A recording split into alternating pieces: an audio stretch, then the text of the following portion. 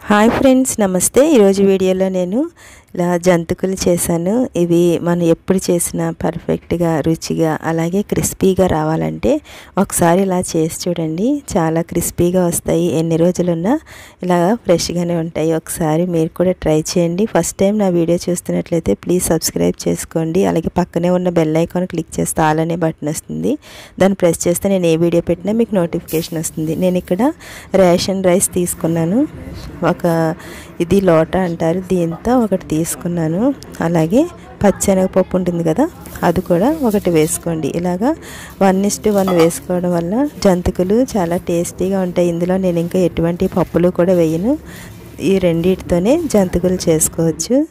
అలాగా నేను ఇలాగా మిల్లుకి పంపించి ఇలాగా మెత్తగా పిండి చేయించుకున్నాను. చూడండి, ఈ పిండిలో దీన్ని మళ్ళీ నేను జల్లించుకున్నాను ఫ్రెండ్స్. ఇందులో ఏమన్నా కొంచెం నలకలా ఉంటే కనుక అవి పోతాయని నేను అలాగే 1 స్పూను సాల్టు, అలాగే 1 స్పూను కారం, 1/2 టీ స్పూన్ పసుపు, ఇలాగా కలంజీ అంటారు కదా, ఆనియన్ సీడ్స్, ఇవి 1 స్పూన్ వేసుకున్నాను. ఇవి వేసుకోవడం వల్ల టేస్ట్ బాగుంటుంది. ఒకవేళ మీ దగ్గర లేకపోతే స్కిప్ చేసుకోవచ్చు.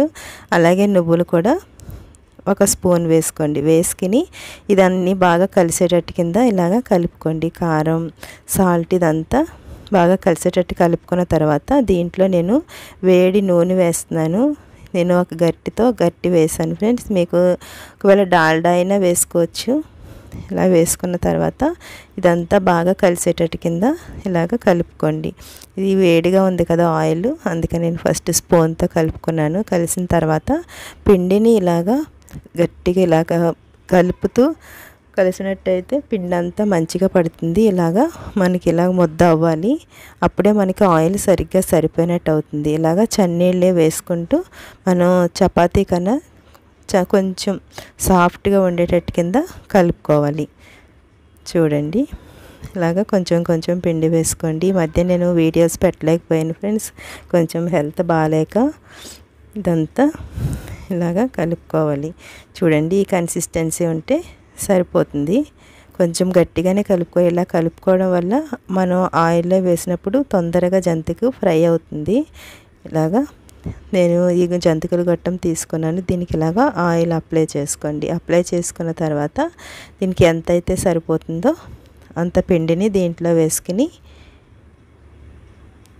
జంతికలు కొట్టడానికి ఇలాగ ఫిక్స్ చేసుకోండి. ఇలా చేసుకున్న తర్వాత మీరు ఫస్ట్ టైం వేస్తున్నట్టయితే కనుక ఇలాగ గట్టి మీద వేసుకునైనా చేసుకోవచ్చు, ప్లేట్ మీద వేసుకునైనా చేసుకోవచ్చు.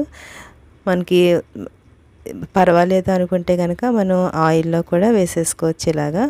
ఇలా వేసుకున్న తర్వాత ఇలాగ టర్న్ చేసుకుంటూ ఫ్రై చేసుకోండి. ఇవి చాలా గొల్లగా, చాలా టేస్టీగా కూడా ఉంటాయి. ఒకసారి ట్రై చేయండి. ఇలాగ ఫ్రై చేసుకున్న తర్వాత వీటిని ఇలాగా తీసేసుకోవడమే. చూసారు కదా ఫ్రెండ్స్, ఎంత క్రిస్పీగా వచ్చినాయో. అలాగే మిగిలిన పిండి అంతా కూడా ఇలాగే ఫ్రై చేసేసుకోండి.